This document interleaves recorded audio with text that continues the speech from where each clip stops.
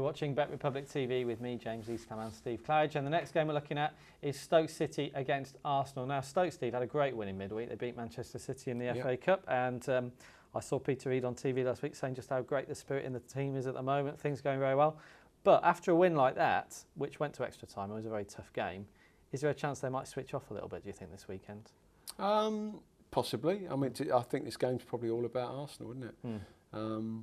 Nice free week. They'll be rested up. Yeah. And I really do, as I said before, I really do think that they fancy this now. They've got for me a real sniff in this Premiership. Really the games so? that they've got left, James, they could win every one of them. They beat sides up. The lesser sides, they've beaten them up all year. Yeah. Now they're the team that have gone through the sides that they should beat and beaten them. Well, it's only the top four that they've struggled against. They've lost 4 of those 6 games against the top 4. Yeah.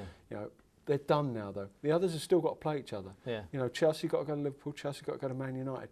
There are points to be dropped. Yeah. And we're not talking about Arsenal being a million miles off these sides. So I just think that this probably is, if they can win this one, I really do think that people will start to think of them as legitimate candidates, because there are still points for Man United and Chelsea to drop. There's no doubt about that. Yeah, the stats certainly bear that out. If you leave out the defeats that Arsenal suffered against Chelsea and Manchester United and look at their last 12 games without those two, they've won 9 of them and they've drawn 3 of them. And I mean, that's the sort of formula we're talking about. They win the lesser games. This is the sort of like the one fly in the ointment that they've got left. There's a Tottenham game left and other things where on paper it's tough games.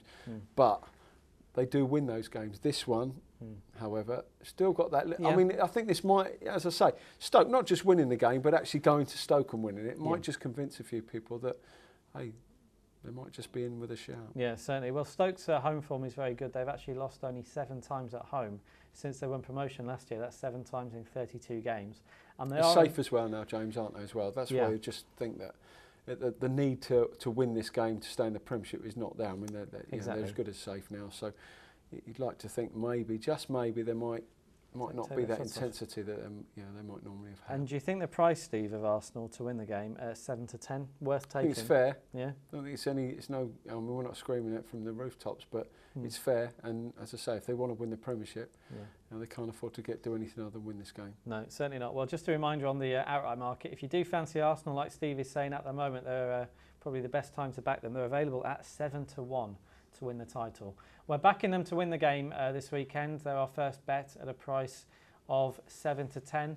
But we don't expect too many goals in it. There usually aren't many goals at Stoke. Our second bet is on under 2.5 goals, and that's available at evens.